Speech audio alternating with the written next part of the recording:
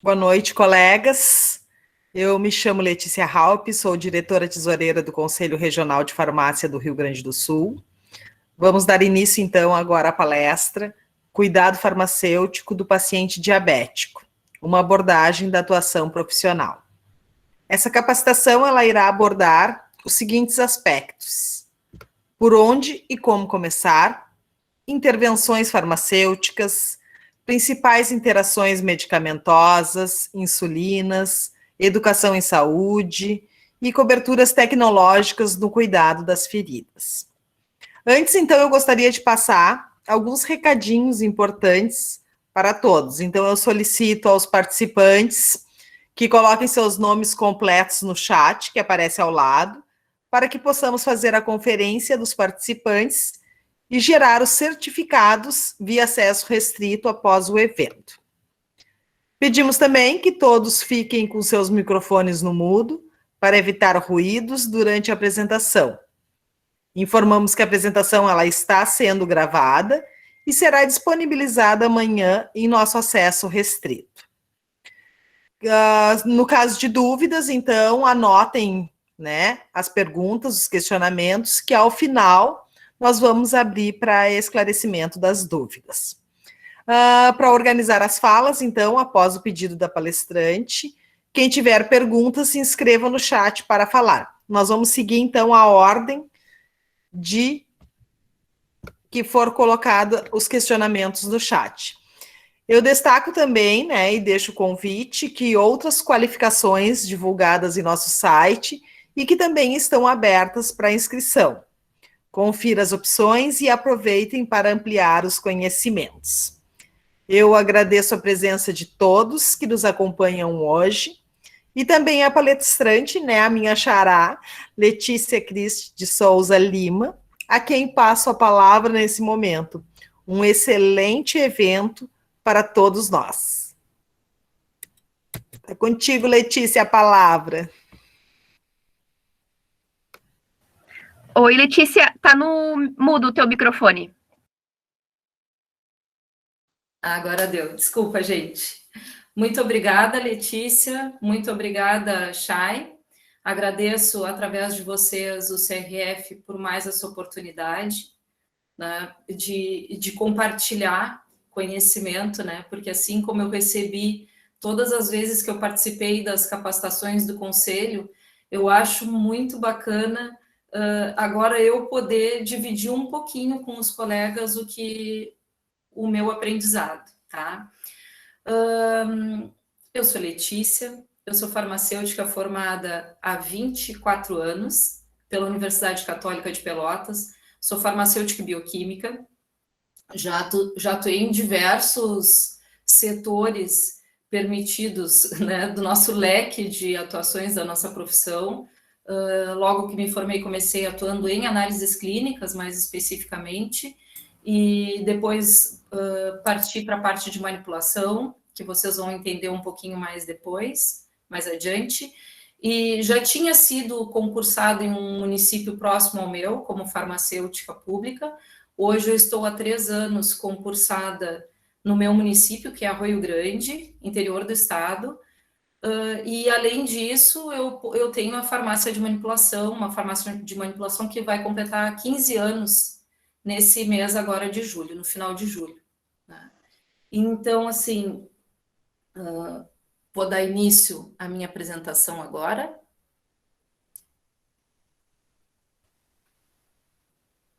Me digam se vocês estão vendo, por favor, porque...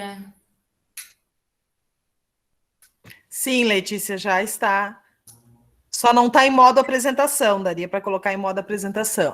Agora sim, perfeito. Tá certo, então.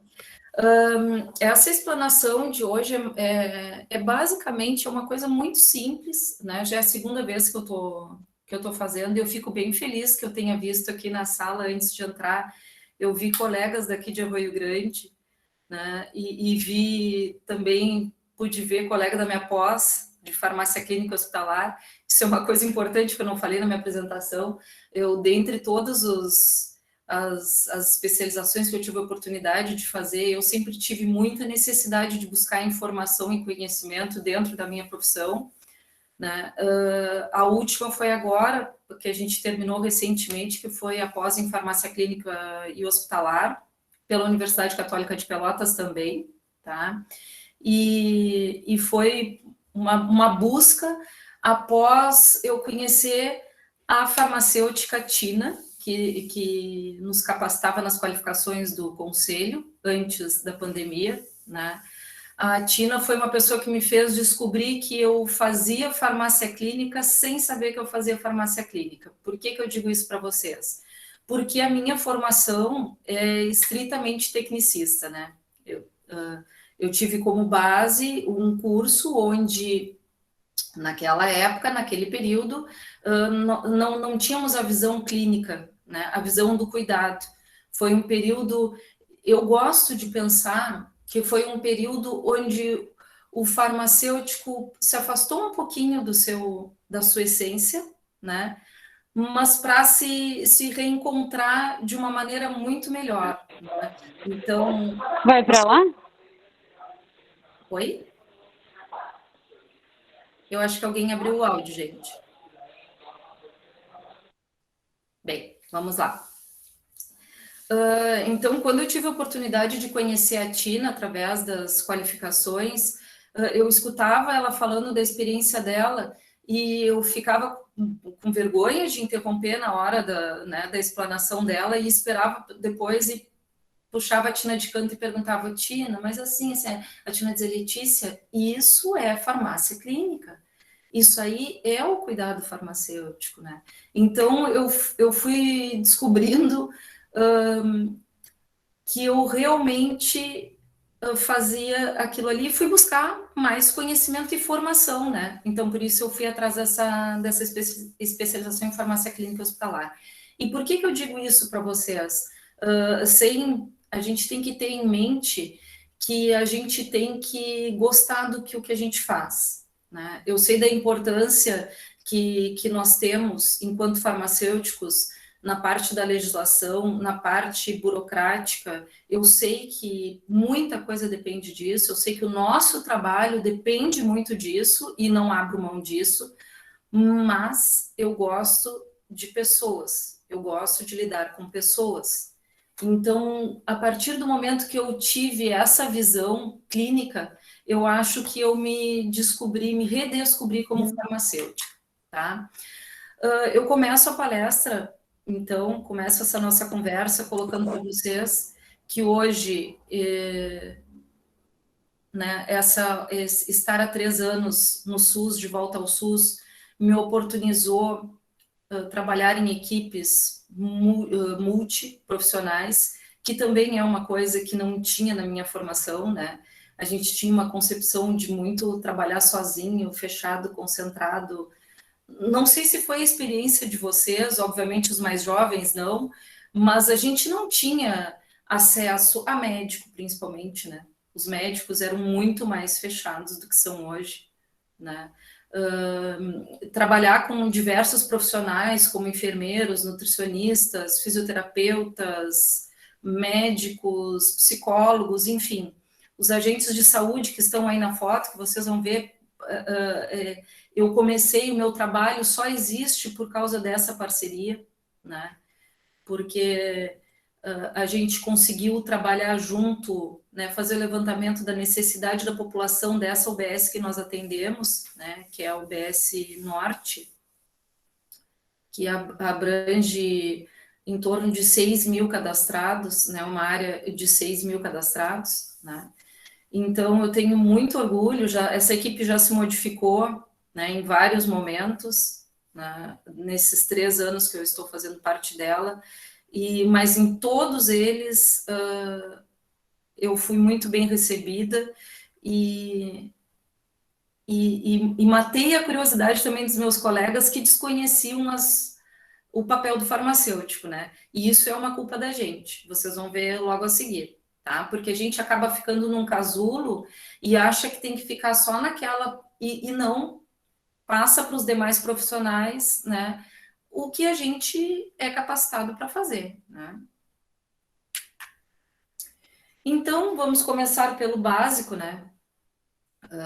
Estamos entre profissionais, a grande maioria profissionais já formados, os demais, né, estudantes, todos com certeza já passaram por essa parte, mas a gente não pode falar sobre um assunto sem se situar nele, né? Então, o diabetes, que todos nós sabemos que é esse distúrbio metabólico, né? Que hoje em dia é uma das doenças crônicas não transmissíveis mais prevalente no mundo, né? E logo a seguir a gente vai ver essa questão em números, né? O diagnóstico laboratorial, basicamente, ele começa pela glicemia em jejum, né? Porque quando o paciente procura, né, o médico, o consultório médico normalmente começa dessa maneira para fazer aquele check-up, né, que eles pedem, o médico vai lá e pede glicemia em jejum, colesterol total e frações, hemograma, triglicerídeos, né, enfim, para ter uma noção realmente da condição de saúde do paciente. E ali surge o primeiro alerta, né, em relação, e isso estamos falando do diabetes tipo 2, especificamente do diabetes tipo 2. Essa glicemia em jejum normalmente é um alerta, né, para poder ficar mais atento nessas questões, né, as gestantes, faz parte do pré-natal esse teste oral de tolerância à glicose, que é justamente isso, para ter esse cuidado, prevenir partos prematuros, abortos, né, complicações maiores, e depois, então, se parte para uma hemoglobina glicada para fazer um acompanhamento, né, porque ela é que, como todos nós já sabemos, ela é que é o que entrega a verdade, né, não é o hoje, é o ontem, né. Os principais sintomas que a gente sempre fica alerta, né? A polifagia, a polidipsia, perda de peso sem um motivo aparente, e a poliúria, né?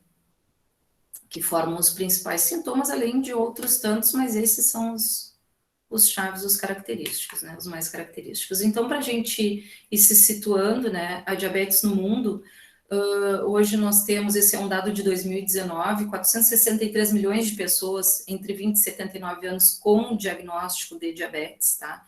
Com uma perspectiva de aumento de 51%, né, de diagnósticos para o ano de 2045. Né? Hoje em dia, no mundo, 1 a cada 11 pessoas tem diabetes, né? E 50% das pessoas ainda não foram diagnosticadas, tá? 50% das pessoas com diabetes ainda não foram diagnosticadas. Trazendo isso um pouquinho mais para perto da gente, né? Então, a gente vê a diabetes na América Latina, que 44% das mortes, né, atribuídas ao diabetes ocorrem em pessoas abaixo de 60 anos, e vejam vocês o quanto isso, né, representa em internações, né, em coisas que podiam ser facilmente evitadas, prevenidas, né? Porque o cuidado é fundamental no paciente com diabetes, né? 1 em cada 7 nascimentos são afetados pela hiperglicemia do diabetes gestacional, e 1 a cada 3 pessoas com diabetes ainda não foram diagnosticadas, falando em América Latina, tá?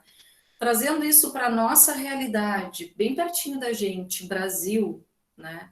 Esses dados também são de 2019, tá?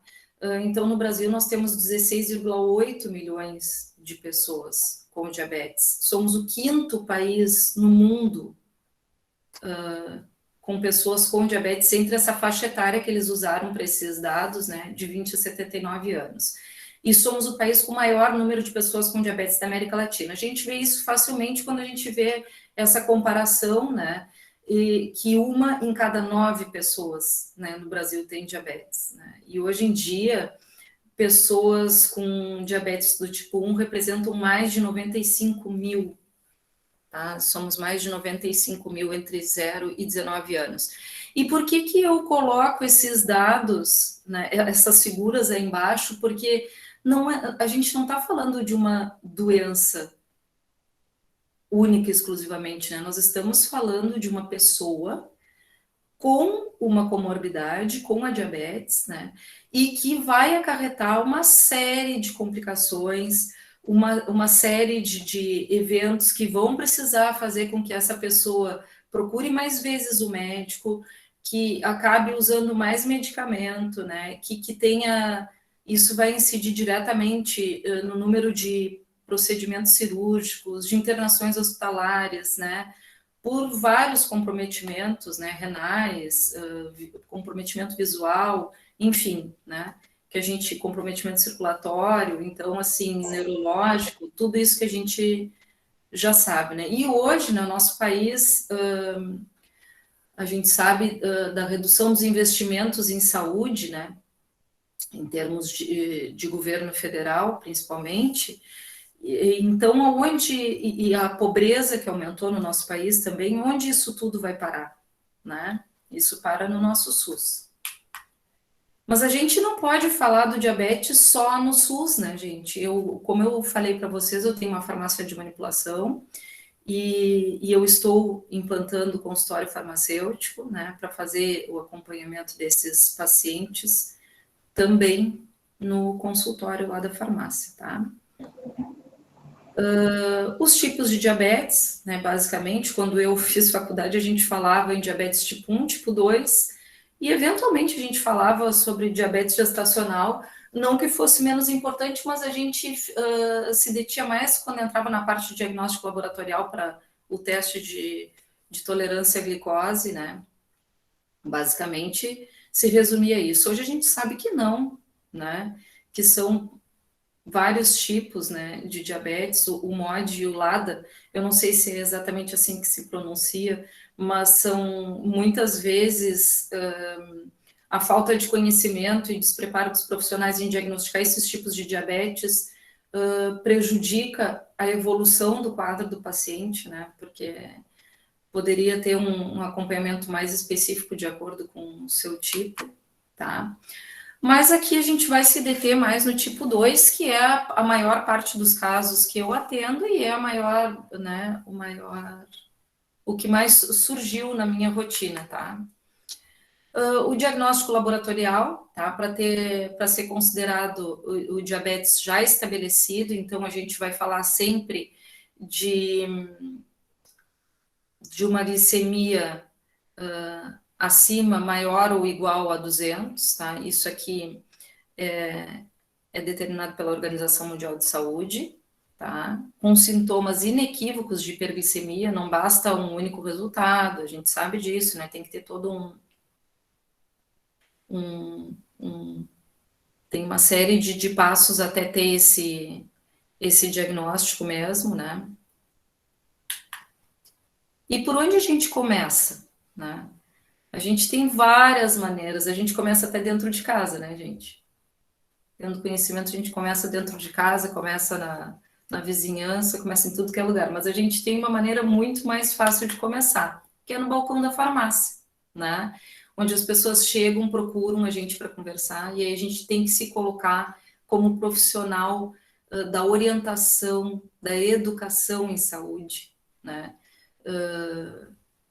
Ter que, às vezes, a gente está num dia corrido, mas saber que aquele momento que o cliente ou que o paciente chegou ali, né, talvez tenha sido difícil para ele tomar coragem e perguntar a respeito do que está acontecendo com ele, né? Então, a gente, mesmo o dia sendo corrido, porque eu sei que em balcão de drogaria a coisa é corrida, a gente ter aquele momento, né, a gente se dedicar para escutar e informar corretamente, tá? E nisso aproveito a vocês farmacêuticos que trabalham em drogaria, né, para que, se não são proprietários, se são proprietários, invistam nos consultórios farmacêuticos, se não são proprietários, conversem com os gerentes ou proprietários e mostrem a diferença que isso pode fazer na fidelização de um cliente, né? Na confiança que esse cliente vai ter. Letícia. Oi? Oi?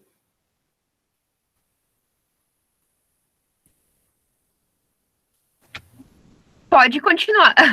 Ah, tá. Vamos lá, então.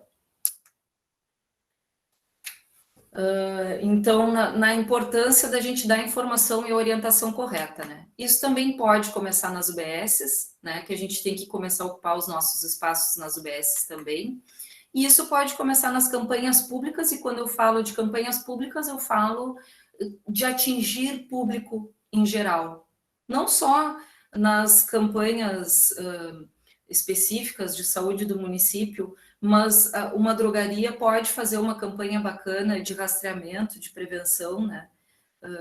Tipo as campanhas também que são feitas, o farmacêutico na praça, que eu tive a oportunidade de participar, promovido pelo Conselho de Farmácia, que foi uma experiência muito bacana, né?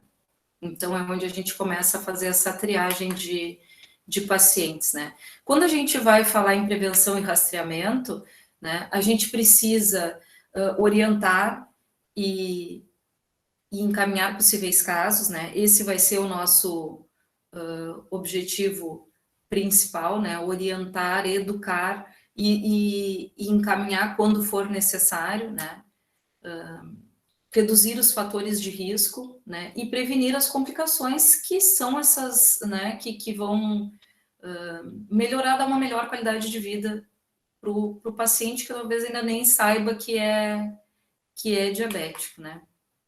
Ou que seja um pré-diabético, né, gente? Então, quando a gente está falando em prevenção e rastreamento, tem algumas coisas que a gente, né, porque a gente não pode sair fazendo de qualquer jeito, né? A gente tem que tentar ser mais objetivo, tem que focar aonde eu tenho mais chance de encontrar. Como é que eu vou fazer isso? Então, indivíduos acima de 45 anos, que têm mais chance, sobrepeso ou obesidade em qualquer idade, a hipertensão arterial em qualquer idade, a história familiar de diabetes do tipo 2 em qualquer idade também, tá? Isso também se inclui para a história prévia de diabetes gestacional e para quem faz uso há muito tempo de medicamentos como corticoides, diuréticos, tiazídicos e antipsicóticos, tá? Isso já aconteceu comigo com uma paciente que não tinha histórico nenhum familiar e ela fazia um tratamento para... Eu não recordo agora qual era o problema de saúde dela, porque já tem bastante tempo, mas ela usava corticoide, assim, supradoses, e ela tentava, com o médico, tentava diminuir, ela não respondia legal, e ela acabou desenvolvendo diabetes, tá? Mas qual é o jeito mais fácil que tem da gente fazer isso, né? De juntar todos esses dados para não ter que estar tudo isso de uma vez só? É o fim de risco, tá? O fim de risco, eu acabei colocando ele, já esse é o modelinho do meu prontuário farmacêutico, que eu parte dele, né, que eu uso lá na UBS, que eu fui montando baseado nas qualificações do conselho e baseado nas minhas necessidades, né? Eu já modifiquei, acho que umas 6 vezes esse prontuário desde que eu comecei a usar. Agora acho que ele está certinho. O fim de risco nada mais é, né, do que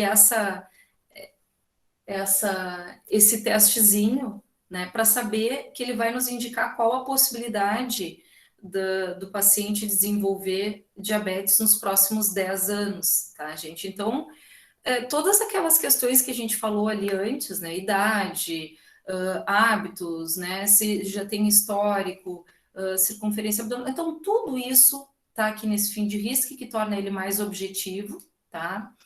E os resultados dele vão conseguir nos orientar nessa questão, tá? Se o paciente é diabético, já tem diagnóstico de diabetes, a gente não tem por que fazer o fim de risco, vai pular essa etapa, né?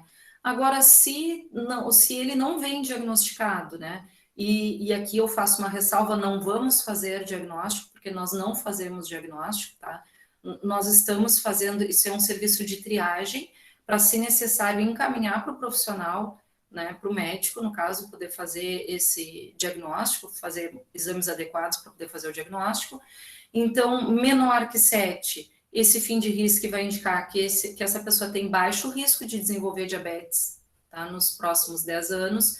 De 12 a 14, um risco, de 7 a 11, desculpa, risco discretamente moderado. De 12 a 14, risco moderado. De 15 a 20, risco alto.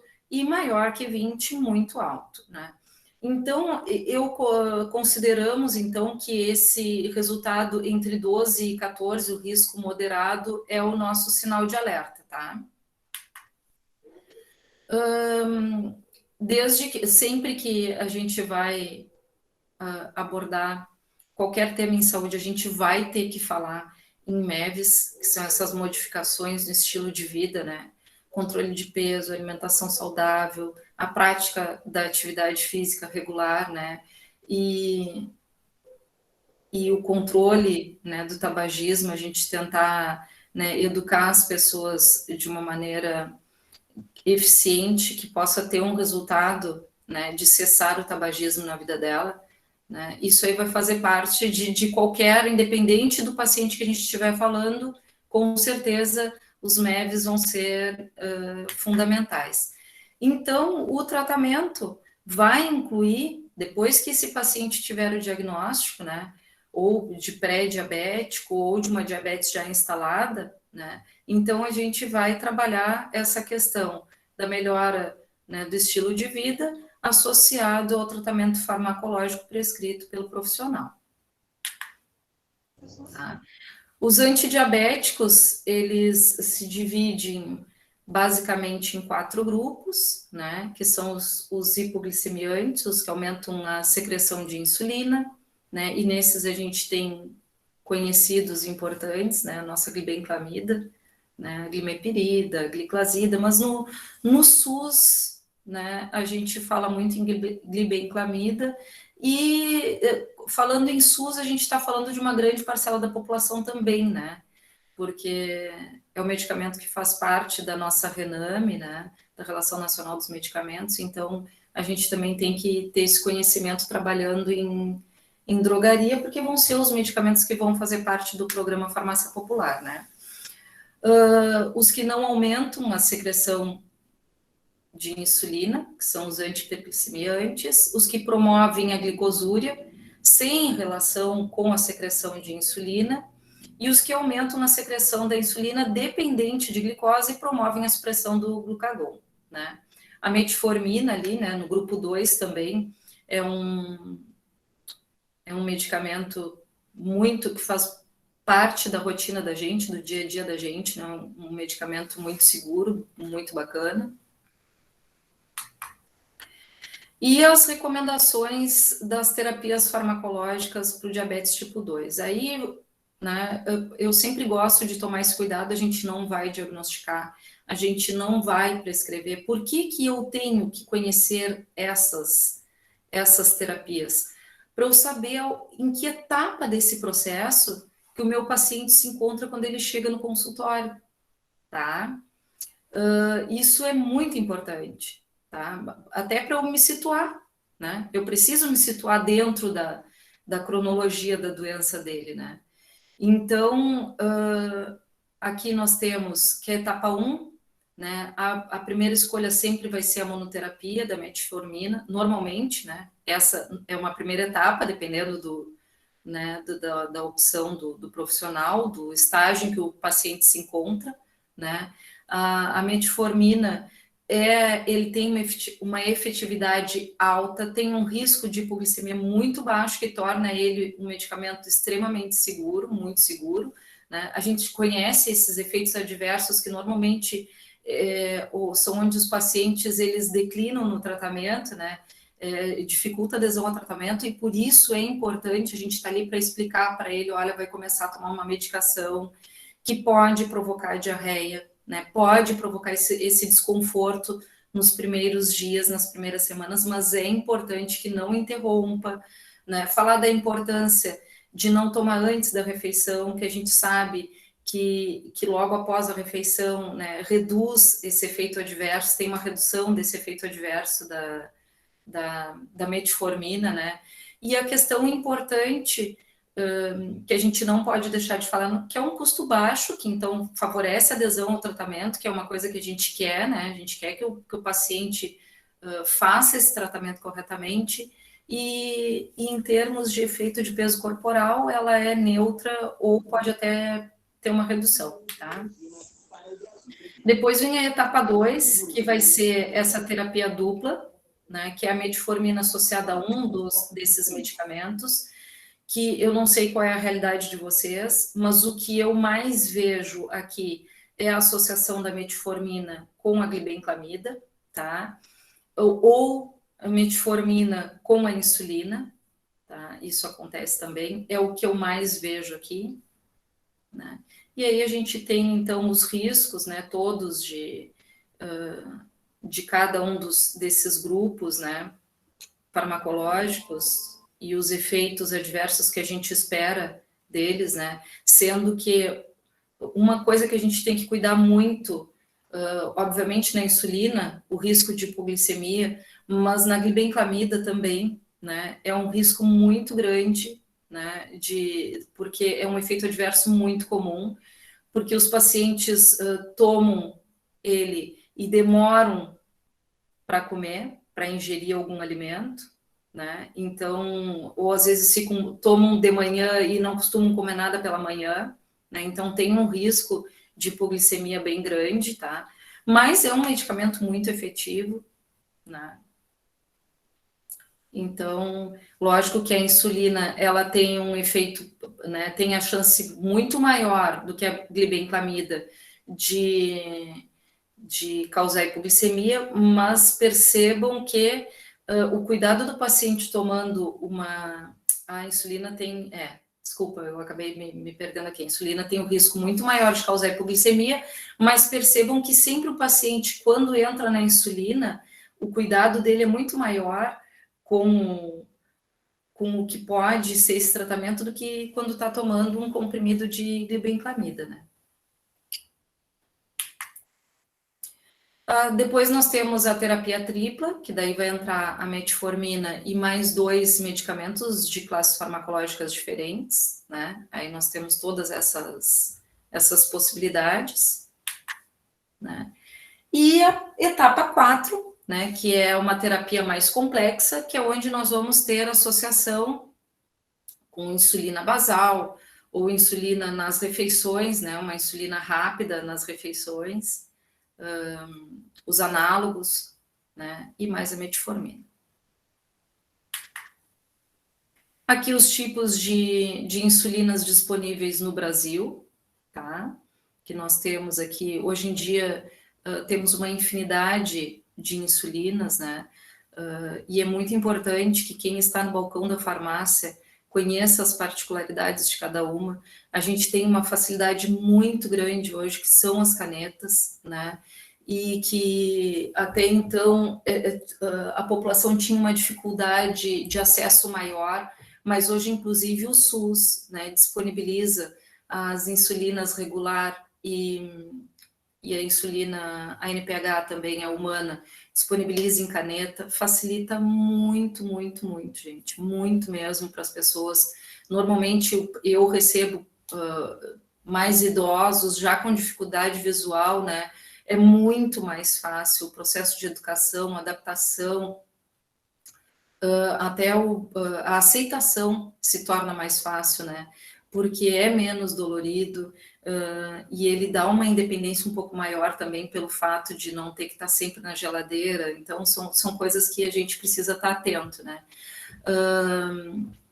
Mas também temos outras insulinas, né, ultra longas e longas que facilitam de terem picos atenuados ou de não terem picos, né? Que isso dá uma facilidade muito grande na rotina de um paciente com diabetes, tá? As recomendações de agulhas, que são coisas muito importantes, né? Isso aí eu faço muito no processo de educação, porque junto com os pacientes, porque a gente sabe que as agulhas de 4 e de 5 milímetros e até as de 6 milímetros, quando se tratam de adultos, a gente vai fazer aquele ângulo de 90 graus, né? Sempre que for acima de 6, vai precisar, ou que for, né, de 6 milímetros, se for uma criança, um adolescente, né, vai precisar ter aquele ângulo de 45 graus para a gente poder atingir a camada que a gente quer atingir, né, que seria a subcutânea, não correr o risco de uma aplicação intramuscular, né, indesejada. E nesse processo, então, eu usei todo o material, né, que a Tina todo a parte muito prática, muito legal, muito bonita, muito fácil, que é quando sempre que o paciente visualiza, né, sempre que ele consegue enxergar, né, fica muito mais, ele compreende muito mais fácil do que ele só escutando, né? Até porque é muita informação ao mesmo tempo e ele acaba não processando toda. Eu sempre marco um retorno em 7 dias, tá? Justamente para me certificar de que ele compreendeu certinho, passo a passo e tal. Então, aqui nós temos as esponjinhas que são simuladores, né, da nossa pele, das camadas e tal, o nosso mapa glicêmico, a equipe lá na UBS me ajudando a fazer os moldes, né, que a gente acaba entregando para os pacientes, para eles, né, se sentirem mais seguros num começo, né, para falar sobre o rodízio, sobre a importância do rodízio, tá? A importância do rodízio, né, para a gente poder, para o paciente saber que é importante ele ir fazendo esse rodízio para ter um melhor aproveitamento desse medicamento, né? Ensinar os locais apropriados, né? Sempre que ficar aquele aspecto estranho na pele, a gente tem que falar de maneira simples, né? Que ficar um carocinho ou que ficar para dentro, que é para eles entenderem. Não adianta a gente falar termos técnicos, né? Porque nem o paciente lá da UBS, nem o paciente do balcão vão entender o que a gente está falando. Né? Então, a gente tem que tomar cuidado para ter uma comunicação efetiva e eficiente, né, com o nosso paciente. Eu percebo, a gente tem que dizer que naquele lugar que está assim vai doer menos, mas que ali o medicamento não vai fazer o efeito que precisa, é a mesma coisa que estivesse colocando fora, porque não vai ser absorvido, né? Não vai chegar onde ele precisa chegar. As gestantes, elas têm uma resistência maior em aplicar na barriga, tá? Isso faz parte, né? Mas aí a gente tem que mostrar o local adequado. A primeira aplicação eu gosto sempre de fazer junto com todos os meus pacientes, tá? Eu mostro para eles como é que se faz e eles se aplicam, tá? Porque eu acho muito bacana. Acho que é um jeito fácil deles entenderem. Dentro da análise farmacoterapêutica, que a gente tem que cuidar sempre quando tiver a prescrição de algum outro medicamento, né? Então, eu trouxe para vocês aqui algumas curiosidades de interações medicamentosas. Eu sempre gosto de fazer isso, porque como eu trabalho com pacientes polimedicados, né? É o foco lá na UBS, a gente trabalha os polimedicados, hipertensos e diabéticos, né? Esse é o nosso foco lá na UBS. E a gente sabe, né, gente, que normalmente o paciente, quando chega com diabetes, o paciente é hipertenso, já toma uma série de outros medicamentos, então tem grandes chances, né, de ter interação medicamentosa. Desculpa. Então eu botei aqui algumas particularidades, tá, para vocês terem uma noção. Esse material vai ficar disponível para vocês, eu acredito, depois. As gurias me confirmem após a palestra. Tá? Mas eu saliento aqui e eu já tive essa experiência, tá? De interação medicamentosa da metformina com a cimetidina.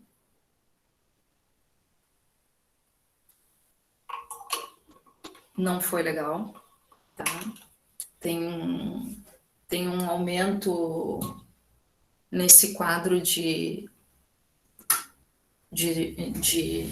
náuseas e vômitos, mas a gente fez um trabalho multi junto com o médico e ele acabou alterando a prescrição dessa paciente, tá?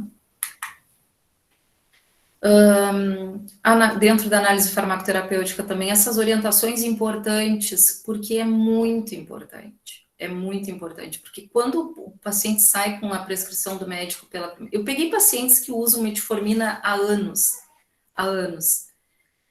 E e começam a usar e aí param porque dá diarreia. Aí volta a subir o açúcar, ele vai consultar de novo, aí o médico lembra ele de tomar metformina. Bem, isso é clássico, tá? É clássico. E é uma coisa simples, né? Que a gente pode reduzir, pode melhorar esse efeito adverso apenas orientando a administrar o medicamento durante a refeição ou logo após a refeição, né? As sulfonilureias, né? Que a que eu mais tenho contato, pelo menos, é a glibenclamida, né? Que é importante a gente orientar sempre a ingerir antes de refeições substanciais, tá? Porque ela vai reduzir a glicemia, né? Então, tem que tomar cuidado para o paciente não ingerir esse medicamento e permanecer em jejum por muito tempo, tá? Então, aqui eu trouxe algumas coisas importantes, né?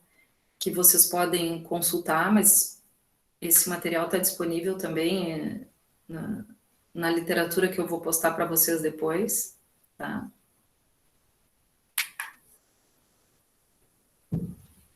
Então, aqui nós temos algumas particularidades desses grupos farmacológicos, tá?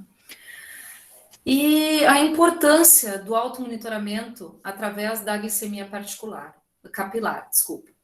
Por que eu digo isso para vocês? A autonomia que o paciente ganha, tá? Porque permite que ele mesmo identifique a sua glicemia capilar sem precisar depender de estar na fila esperando na UBS ou no postinho de saúde para fazer, né? Sendo que a gente sabe que não vai conseguir fazer, né, toda hora ou mais de uma vez no dia, por protocolos específicos em UBSs, a não ser, né, exceções, só se faz a glicemia capilar em jejum, tá? Então, isso dá uma autonomia muito grande para o paciente, tá? Um ajuste da farmacoterapia, isso é muito legal, porque a primeira coisa que eu faço quando eu começo com um paciente diabético é entregar o mapa glicêmico para ele, tá? Para que ele possa levar para o médico, para nutricionista, trazer nas consultas farmacêuticas para a gente poder acompanhar como é que está a evolução desse quadro dele, né? E até vai permitir a tomada de uma decisão sobre uma dose de insulina, né? Baseado nos dados que o paciente anotou ali. O autoconhecimento, porque eles mesmos começam a identificar, e aquele dia eu fiquei muito nervosa e subiu o meu açúcar, né? Eles começam a identificar, ou eu tive uma que me falou, não, eu só tomei um café eu não sei, mas eu tomei um café com 6 biscoitos daqueles vovó assentada, ela fez assim para mim, 6 biscoitos vovó assentada, eu disse, do pequenininho, do grande, como é que é? Não, do grande. Eu disse, tá bem, então tá.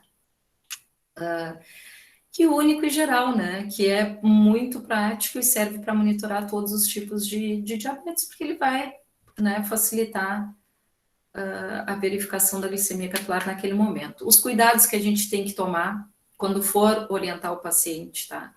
A usar o glicosímetro, lavar bem as mãos antes, né? Porque se a pessoa comeu uma bergamota ou estava mexendo e tocar na fita, bem, já era, né? Vai interferir no resultado, né? Retirar a embalagem da fita e fechar imediatamente aquela embalagenzinha onde vem as fitas para não ter interferência de umidade, né? Massagear a ponta do dedo, principalmente agora nesses dias mais frios, né? Que demora mais, fica mais difícil, então massagear bem, aquecer bem a mão antes de perfurar, antes de fazer perfuração com a agulha ou com a lanceta, né? Colocar o sangue na fita e aguardar para realizar a leitura do aparelho. Uma coisa bem importante, eu trabalho com muitos pacientes analfabetos, eu gosto de identificar qual é a posição que o aparelho tem que ficar, porque né, se eles ficarem com o aparelho de cabeça para baixo, um 69 pode virar um 96 e vice-versa, né? E aí vai ter bastante diferença, tá? Então, esse é o modelinho de mapa glicêmico que eu utilizo lá na unidade, tá? Nem sempre todos esses espaços são preenchidos, esse é o modelo básico. Normalmente, eles são utilizados para gestantes na sua totalidade, porque quando a paciente está com diabetes gestacional, o ginecologista faz de 5 a 6 avaliações diárias, né? Mas, normalmente, os pacientes que eu acompanho, eles fazem 1, 2, no máximo 3 vezes ao dia. Aí eu oriento sempre fazer em jejum, que é muito importante, né, fazer em jejum, e aí eu oriento eles a fazerem 2 horas após, se não for caso de ter que fazer alguma insulina regular antes da refeição, fazer após o almoço ou após a janta, tá? Para ver a pós-prandial. Aqui eu trago 2 casos clínicos para vocês, já encerrando, né, tentando vou dar uma aceleradinha aqui para a gente não perder nada. Esse aqui foi um caso clínico que eu já trouxe da outra vez, é uma idosa, né, ela tem 73 anos, se eu não me engano, ela é deficiente visual, diabética e tem hipertensão, tá? Ela não tem sobrepeso, nem tem obesidade. Essa paciente eu comecei atendendo ela e foi muito difícil atender ela. Ela tinha uma resistência muito grande com a unidade por uma experiência negativa que ela tinha tido há muitos anos atrás. O agente de saúde sempre muito preocupado com ela, porque me dizia, olha, ela é analfabeta, ela tem dificuldade de visão, tem muita dificuldade de visão, e sempre que eu chego na casa dela tem muito medicamento lá, muito, muito, muito medicamento. E eu estranhava que ela era uma paciente bem, bem carente, assim, mas que não retirava nenhum medicamento na farmácia distrital da UBS que eu trabalho, tá? Então, eu acabei fazendo uma visita surpresa, uma visita domiciliar de surpresa na casa dela, né? E nesse dia, então, eu cheguei lá, no momento em que eu cheguei lá, eu tive sorte, ela estava se sentindo mal, e eu tinha levado o glicosímetro, eu tinha levado o aparelho para ferir a pressão dela, e então verifiquei que o açúcar dela estava alto, a pressão dela estava lá embaixo, não está aparecendo aqui nesse prontuário, mas estava lá embaixo, então eu já consegui, no mesmo dia eu consegui encaminhar essa paciente para o atendimento médico e para o atendimento da Nutri, tá?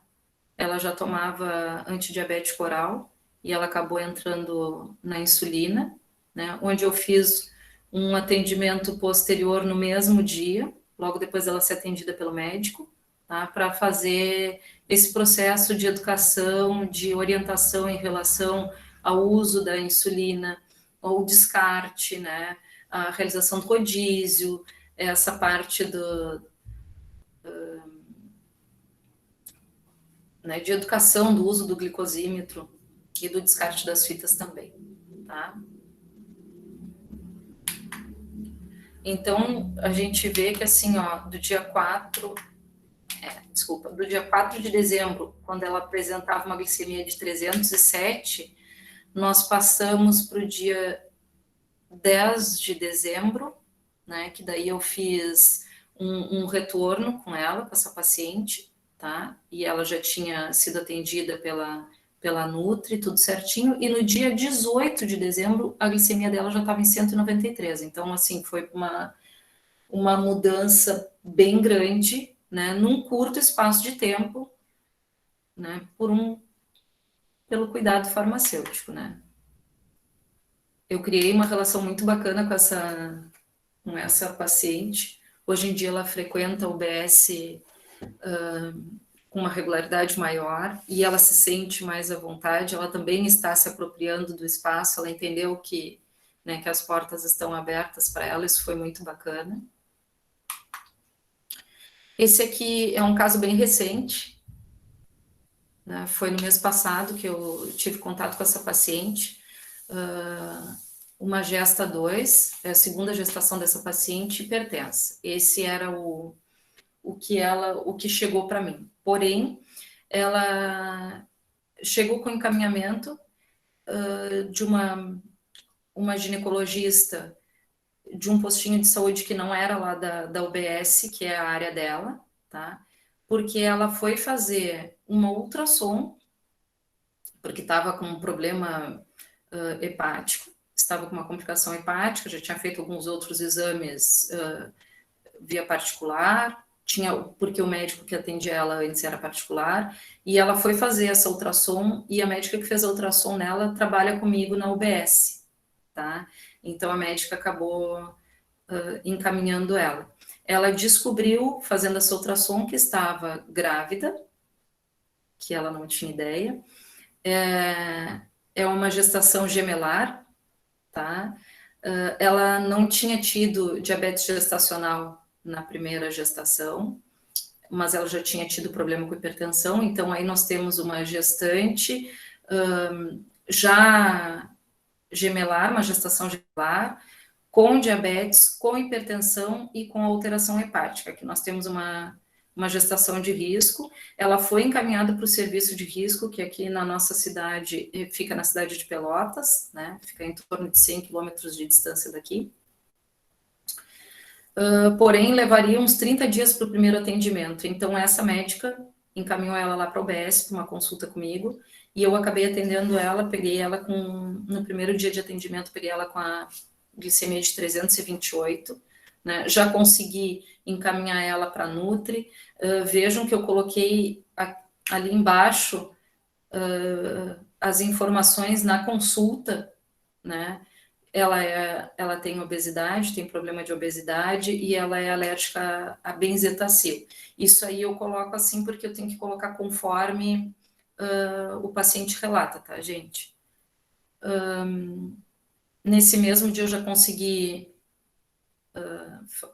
encaminhar ela para a Nutri, porque foi fundamental, né? Ensinei ela a fazer a parte do monitoramento, né? Entreguei o glicosímetro e as fitas para ela, com a orientação, com o processo de educação, e já levei o caso dessa paciente para a nossa reunião de equipe, tá? Onde, junto com o médico, nós decidimos fazer o acompanhamento dessa paciente, e ela veio apresentando a glicose alta, e mesmo fazendo os ajustes na alimentação, acabou entrando na insulinoterapia, onde eu fiz esse processo de educação dela, né, para o uso da insulina, tá?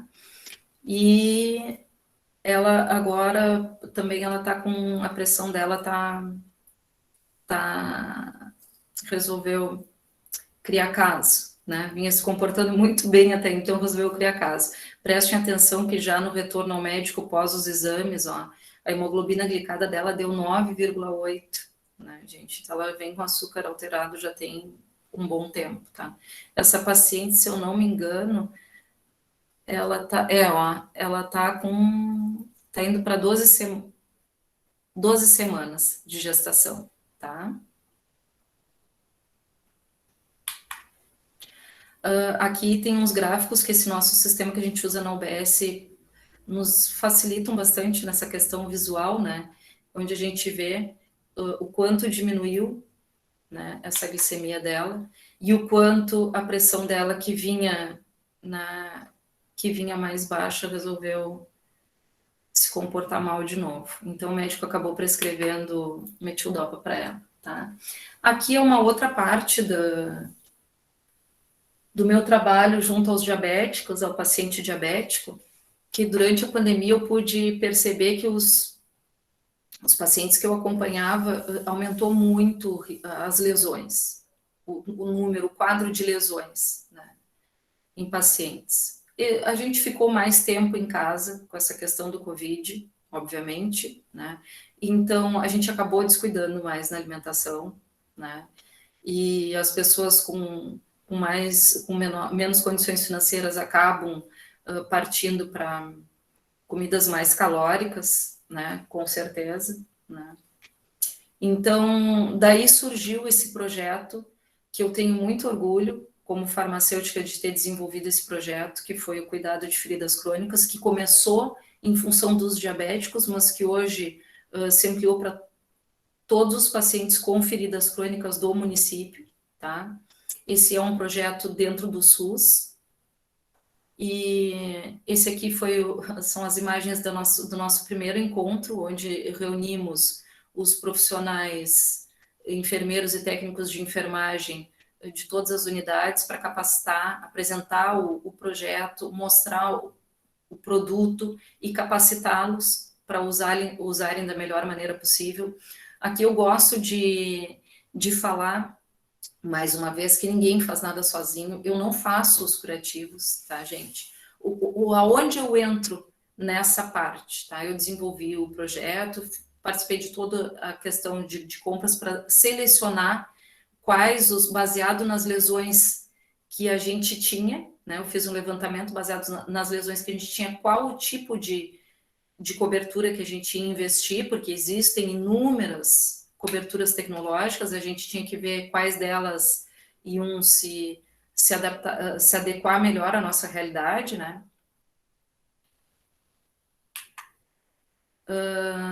Então, junto nesse projeto, foi lançada uma cartilha. Essa cartilha, na verdade, ela foi desenvolvida pela Sociedade Brasileira de Diabetes do Paraná, tá? E então nós reproduzimos ela e ela é entregue para todos os pacientes com diabetes, tá? Para ensinar os cuidados, a importância de secar bem os dedos, né? De tomar cuidado ao cortar as unhas, né? De aprender a examinar os pés, né? Porque por causa da questão da sensibilidade, para não deixar machucar primeiro, né? Para depois. Aqui nós temos uma evolução. Esse caso aqui agora eu não recordo bem, mas eu acho que aqui nós temos uma diferença de são 3 ou 4 semanas. Acho que aqui foram 3 semanas nesse caso. Era um pé diabético, tá? Só com o uso das coberturas tecnológicas. Aonde eu entro nesse processo? Eu preciso, junto com o enfermeiro que nos orienta, que é uma enfermeira dermatologista que vem de Porto Alegre, já veio 2 vezes, e a gente tem, agora vamos começar seminários online, uma vez por mês, para discussão dos casos, né? A gente faz a avaliação dessas lesões e indica qual a melhor cobertura a ser utilizada em cada caso, tá? Aqui é um caso de um pé de uma criança, tá? E isso são coisas que a gente também também entra o processo de educação, porque quando a mãe do paciente vê aquele primeiro pé fechadinho ali, e até para quem não tem contato com ferida, né? Porque uma coisa que eu aprendi muito nesse período é que a ferida conversa com a gente tem que aprender a conversar com a ferida. Quando a gente vê a ferida sequinha ali daquele jeito, a gente acha que ali é que tá bom, né? Não, ali tá necrosando, ali a gente precisa agir, porque aparentemente por cima tá secando, mas lá dentro não, né? Então, esse foi o resultado de 2 semanas após o uso né, de uma das coberturas, mais de uma, aí foi feita uma associação das coberturas e posterior se seguiu fazendo associação de coberturas tecnológicas. Esses casos, normalmente eles cicatrizam se for, né, se o paciente seguir a risco, cuidado, e a gente tiver, né, optar pelo material correto também, 30 dias, 40 dias já se tem uma cicatrização, tá? Aqui vocês vão ver um caso de uma queimadura, tá? Com água quente, e a diferença entre a primeira e a última foto são 5 dias, né? Quem é que não quer isso aí, gente? Por favor, né? Aqui foi uma segunda etapa do nosso projeto, que já foi nosso encontro, onde a gente se reuniu, foi no mês passado, para troca de experiências, discussão de casos, né, para ver em que momento que a gente podia ter agido de uma outra maneira, que não é errada, mas que seria melhor, de que maneira que a gente pode também encontrar para ter uma melhor relação custo-benefício, né, de todos os materiais que a gente tem disponível, e esse nosso projeto vai ser apresentado num congresso, um seminário que tem de enfermeiros do Brasil inteiro, tá? Porque eu não sei se é o primeiro, se é um dos primeiros municípios a usar as coberturas na atenção primária, tá? Evitando complicações maiores, evitando processos de amputação, evitando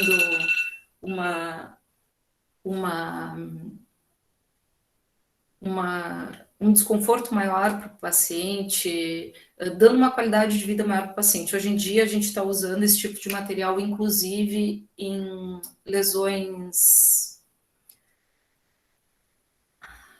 causadas por câncer, tá? E a gente entra nessa parte do cuidado paliativo, a gente traz uma qualidade de vida melhor para os pacientes, tá?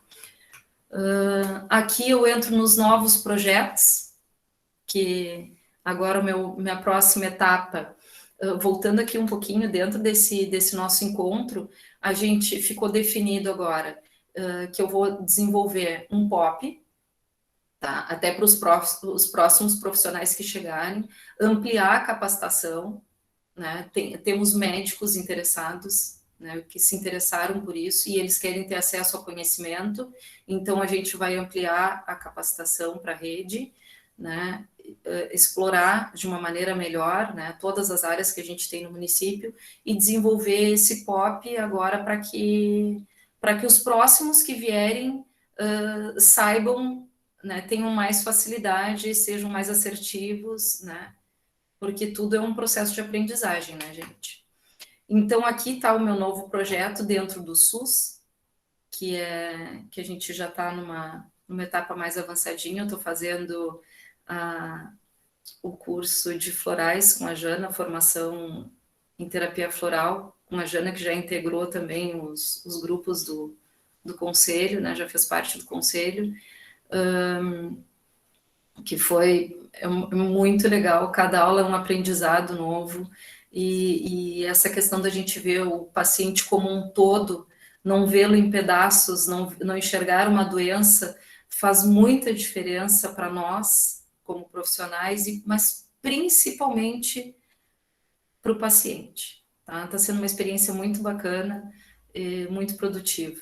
Eu já estou ansiosa para começar a exercer assim que concluir, né? Então a gente já está num processo, a gente já apresentou, eu e uma assistente social que é mestre reikiana, já passamos pela parte do secretário que aprovou a iniciativa e nos deu apoio, o gestor, já foi apresentado na Câmara de Vereadores e já foi aprovado para a gente, né, dar garantia, a gente cuida de toda essa parte burocrática para garantir que isso tenha continuidade, mesmo mudando a gestão, né, mesmo mudando o prefeito, que quer que seja, né, e agora a gente já teve a aprovação do Conselho Municipal de Saúde também.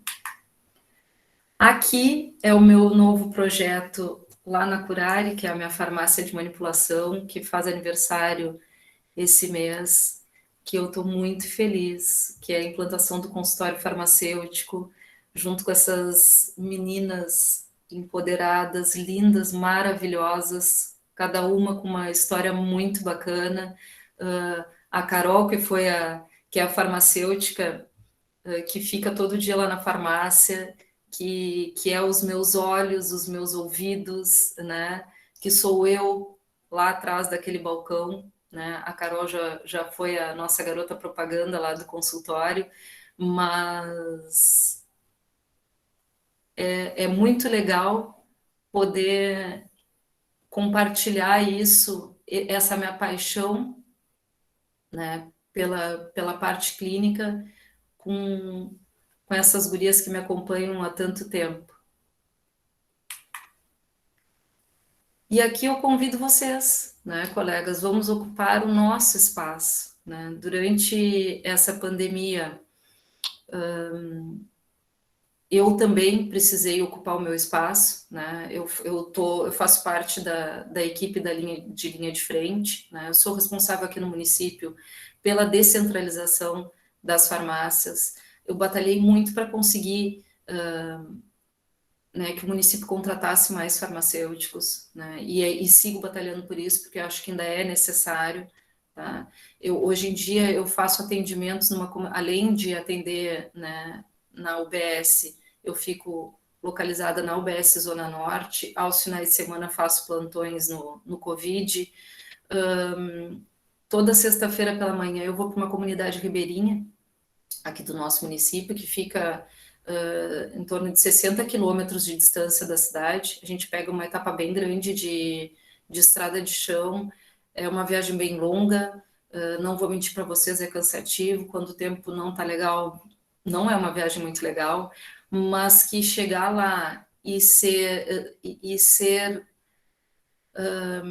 responsável por um pouquinho da melhora da qualidade de vida dessas pessoas, né, que têm tanta dificuldade de acesso, porque é uma vila de pescadores, fica num subdistrito do município, então lá não tem farmácia, né, não tem...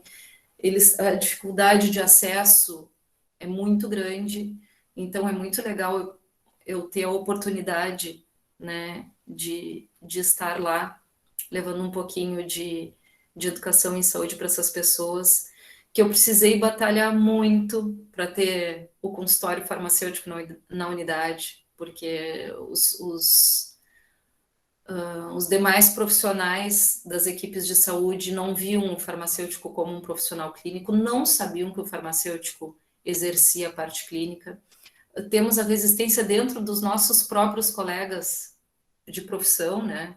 Os farmacêuticos que, infelizmente, ainda muitos entendem que a clínica não é ser o farmacêutico raiz, e eu penso exatamente o contrário, fazer clínica é ser farmacêutico raiz, né? Eu tive que buscar o meu espaço, mostrar que eu era capacitada para vacinar, eu sou a única farmacêutica aqui do município vacinando, né? Então a gente tem que buscar ocupar o nosso espaço, porque a culpa, digamos assim, né, dos demais profissionais e da população não saber que nós podemos fazer isso, que nós estamos aqui para oferecer isso, é nossa, né? A gente tem que mostrar que a gente está aqui para isso, né?